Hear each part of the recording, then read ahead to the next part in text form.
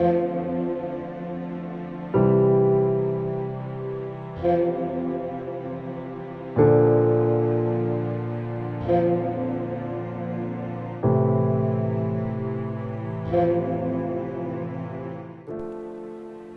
ley del uno, el material de Ra.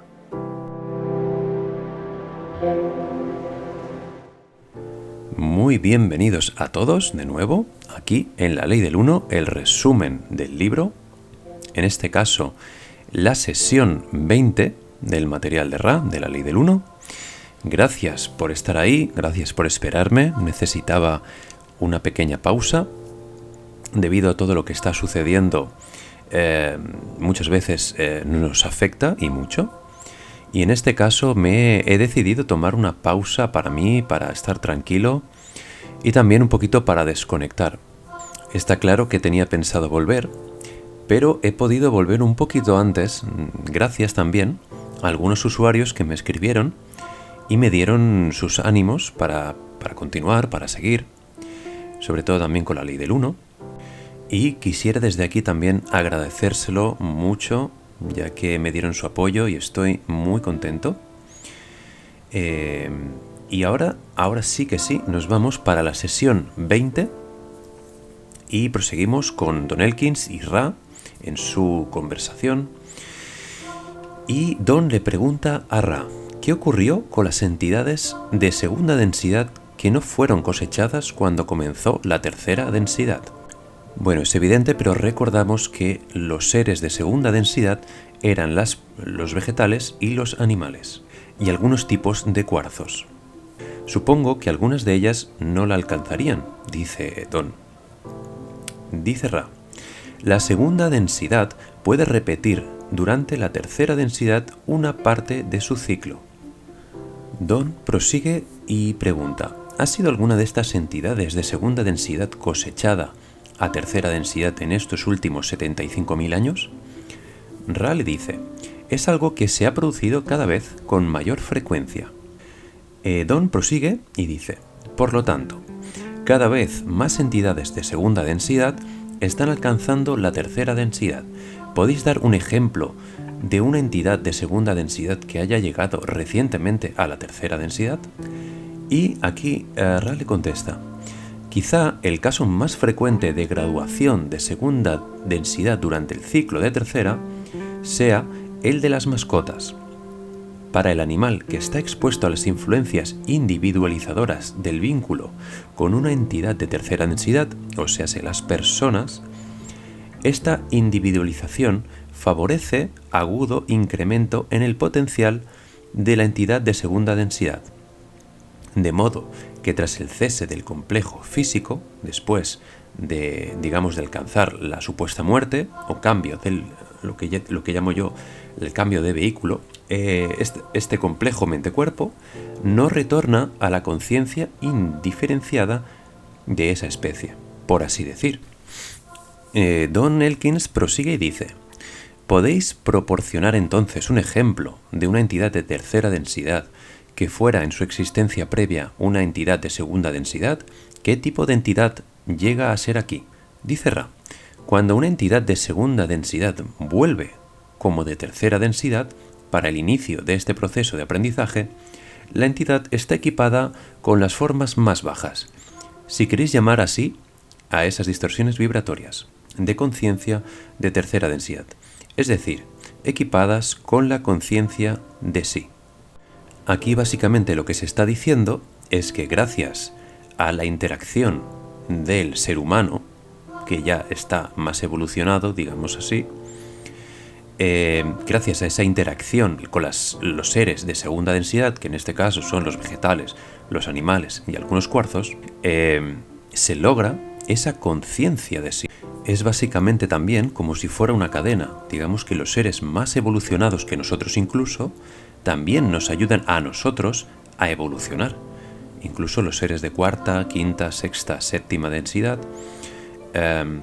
nos ayudan a nosotros a evolucionar, aunque no estuvieran directamente aquí en este plano con nosotros. Pero al ser seres multidimensionales, también afecta a nosotros. ya que el presente, el pasado y el futuro, desde mi punto de vista, son solo frecuencias vibratorias. Y bueno, aquí Don prosigue y dice: esta sería una forma humana como la nuestra, que comenzaría con las comprensiones de tercera densidad. ¿Esto es así? Dice Ra: así es.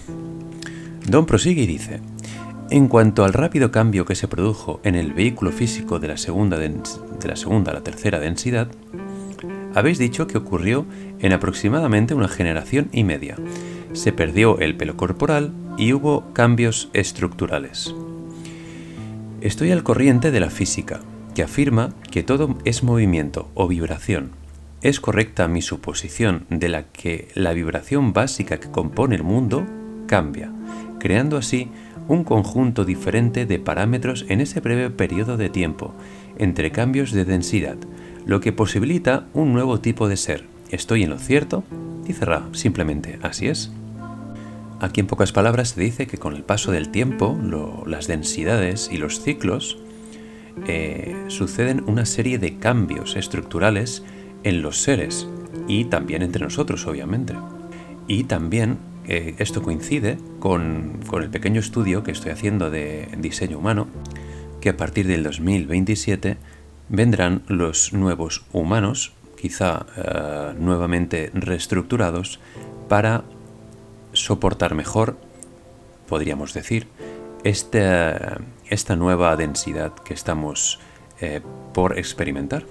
Está claro que cambiar de densidad o cambiar de ciclo no tiene por qué ser un cambio drástico, un cambio muy muy notable, quizá sea tan sutil que muchos ni siquiera se den cuenta, pero eso no quiere decir que se esté llevando a cabo. Bueno, aquí proseguimos con otra pregunta de Don y dice: ayer estuvimos hablando sobre la división que ocurre cuando una entidad escoge, ya sea de modo consciente o inconsciente, el camino que conduce al servicio al prójimo o al servicio al yo, digamos entre el bien y el mal. Surgió la cuestión filosófica de por qué existe tal división. Si no tenemos polaridad en la conciencia, tampoco tenemos acción o experiencia. ¿Y es así? Dice Ra: así es. Podéis utilizar el término general trabajo. Y aquí sale señalado entre comillas. Don dice: entonces, el concepto del servicio al yo y de servicio al prójimo es obligatorio si queremos que exista un trabajo, ya sea un trabajo en la consciencia o un trabajo de naturaleza mecánica en el concepto newtoniano en lo físico. ¿Es así? Dice Ra: es correcto, con una añadiduría. La bobina. Como podéis comprender, ese término está enrollada, tiene potencial y está lista. Lo que aún falta por polarizar es la carga. De algún modo aquí Ra nos ha puesto un ejemplo de una bobina que está enrollada, que está lista, pero le falta la carga. Y ahí es donde nosotros podemos elegir entre lo positivo, darle carga positiva o negativa. Don prosigue y dice: entonces, la carga la proporciona la conciencia individualizada, el ser humano, ¿es así? Dice Ra: la carga proporciona la entidad individualizada que utiliza las emanaciones y efusiones de energía mediante las elecciones del libre albedrío. Don aquí le da las gracias a Ra y dice: tan pronto como comenzó la tercera densidad hace 75.000 años y encarnamos en estas entidades de tercera densidad, ¿cuál era la esperanza media de vida humana en aquel momento? Ra le responde: al comienzo de este particular periodo de vuestra continuidad espacio-temporal, la esperanza media de vida era de aproximadamente 900 de vuestros años. Bueno, y aquí en este aspecto, en este trocito, no sé si es que se han equivocado con la traducción, pero para mí no tiene ningún sentido. La esperanza media de vida humana no puede ser 900 años, eso es un completo disparate. Yo creo que se referirían a 90 años, no lo sé. Pero esto es una cosa que quizá más adelante lo aclaren, pero de momento no tenemos el dato claro. Don prosigue y pregunta: ¿aumentó o disminuyó la esperanza de vida a medida que fuimos progresando en la experiencia de tercera densidad? Ra le responde: La esperanza de vida del complejo físico en esta densidad tiene una utilidad particular y dado el armónico desarrollo de sus enseñanzas, de sus aprendizajes, enseñanzas, debía mantenerse constante a lo largo de todo el ciclo. Sin embargo, vuestra esfera planetaria particular desarrolló vibraciones hacia el segundo gran ciclo que la redujeron espectacularmente. Kidon pregunta, partiendo de la base de que un gran ciclo dura 25.000 años, ¿cuál era la esperanza de vida al final del gran ciclo? Ra responde, la esperanza de vida al final del primero que llamáis gran ciclo era de aproximadamente 700 de vuestros años. Las causas para esa disminución son siempre una vibración disonante o no armoniosa entre los seres. Don prosigue y pregunta, supongo que la razón por la polarización negativa y la disminución de la esperanza de vida es la afluencia de entidades procedentes de Marte, ya que habían polarizado negativamente en cierta forma, ¿no es así? Aquí Ra le responde, no es correcto. La disminución de la esperanza de vida se debió principalmente a la falta de acumulación de orientación positiva. Cuando no hay avance, se van perdiendo gradualmente las condiciones que propician el proceso. Dice Don, según lo entendido, al comienzo de este ciclo de 75.000 años teníamos una mezcla de entidades, los que se habían graduado desde segunda densidad en la Tierra para pasar a la tercera densidad y un grupo de entidades transferidas desde el planeta Marte para continuar su tercera densidad aquí en la Tierra. ¿Esto es así? Dice Ra, así es, debéis recordar que los que fueron transferidos a este planeta estaban a mitad de su tercera densidad, por lo que esta tercera densidad fue una adaptación más que un comienzo. Aquí Don le dice a Ra, ¿qué porcentaje de las entidades que estaban aquí en la tercera densidad en ese momento procedía de Marte y qué porcentaje se cosechó desde la segunda densidad en la Tierra? Ra le responde, quizá hubiera la mitad de entidades de tercera densidad procedentes del planeta rojo, de Marte. Quizá un cuarto procedente de la segunda densidad de vuestro planeta Tierra y aproximadamente otro cuarto procedente de otras fuentes. Otras esferas planetarias cuyas entidades escogieron este planeta para el trabajo en tercera densidad. Y Don le pregunta, ¿cuando encarnaron aquí, se mezclaron esos tres tipos en las mismas sociedades o se mantuvo cada sociedad o grupo separado de los demás? Ra le responde, en su mayor parte no se mezclaron. Y Don dice, ¿condujo esta separación a la posibilidad de energía bélica entre los diferentes grupos?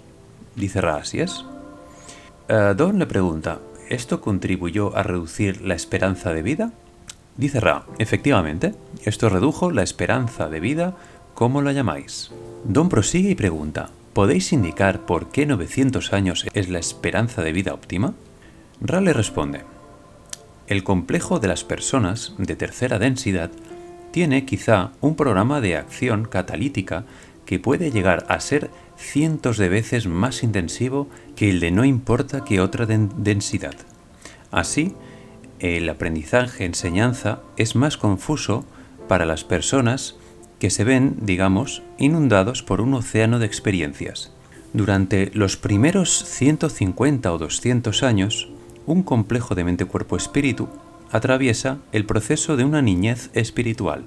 La mente y el cuerpo no se encuentran en una configuración suficientemente disciplinada para dar claridad a los influjos espirituales. Para ello está el resto de la duración de la vida, para optimizar las comprensiones que resultan de la propia experiencia.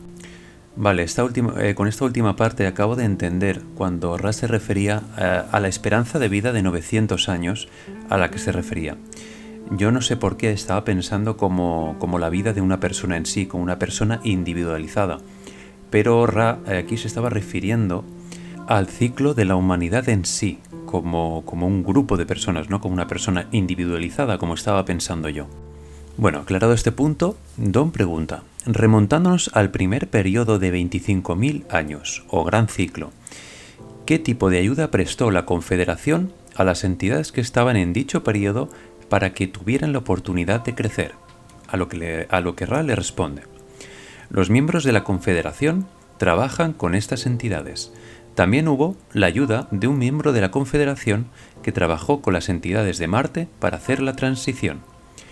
En su mayor parte, la participación fue limitada, pues lo apropiado era permitir el total funcionamiento del mecanismo de la confusión para que las entidades planetarias pudieran desarrollar la libertad de su propio pensamiento.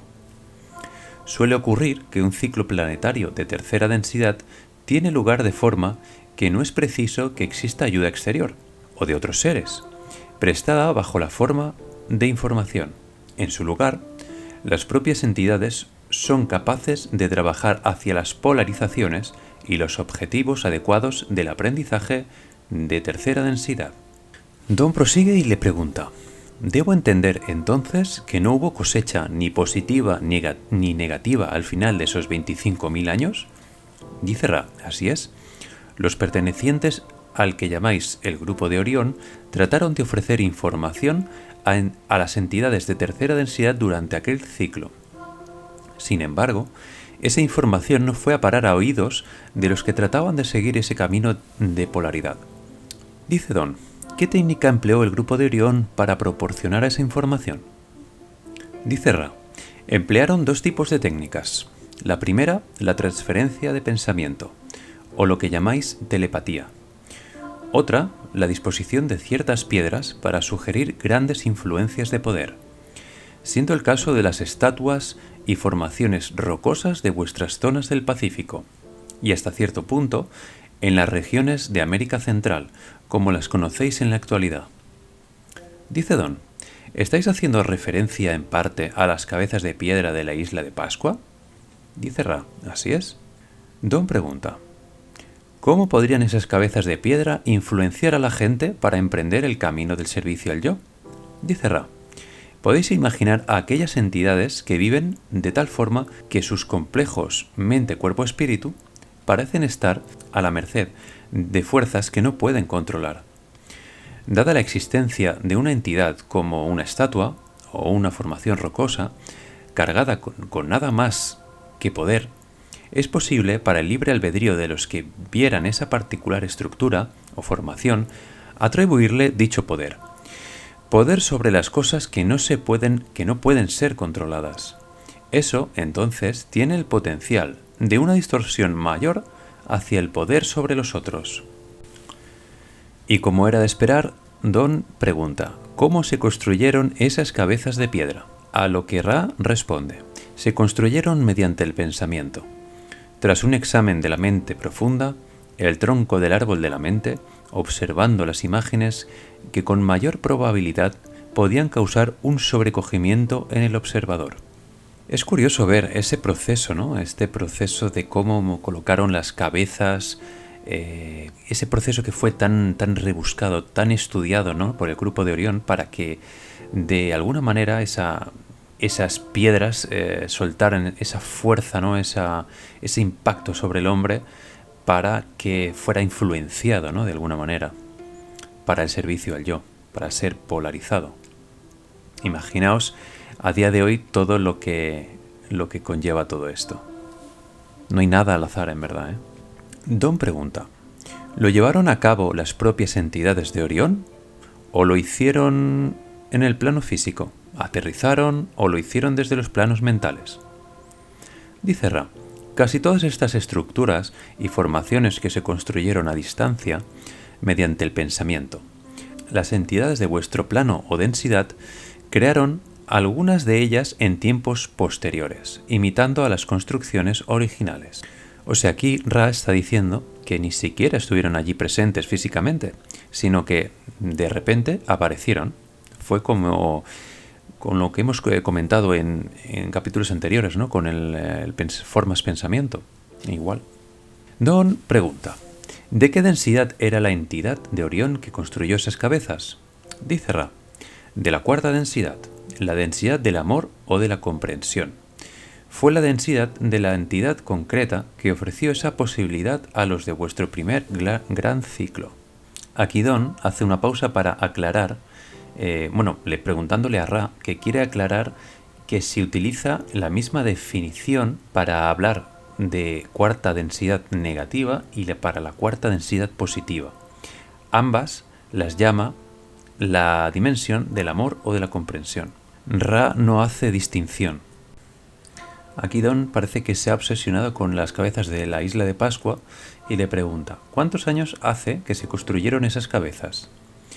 Dice Ra: aproximadamente 60.000 de vuestros años, en la continuidad del pasado de vuestro espacio-tiempo. Dice Don: ¿qué estructuras se construyeron en Sudamérica? Dice Ra: en esa ubicación se crearon ciertas estatuas características, algunas formaciones de lo que llamáis roca y otras de roca y tierra. Don dice: ¿entre ellas se incluyen las líneas de Nazca? Dice Ra: así es. Don pregunta: puesto que estas últimas solo pueden observarse desde cierta altitud, ¿qué utilidad tenían? Dice Ra: las formaciones eran útiles porque estaban cargadas con energía de poder. Don dice: estoy algo confuso. Las líneas de Nazca apenas son inteligibles para una entidad que camine sobre la superficie. No puede verse nada, sino una discontinuidad en la superficie. Sin embargo, si se sube a cierta altitud, se pueden apreciar los diseños. ¿Qué utilidad tenían las entidades que caminaban sobre la superficie?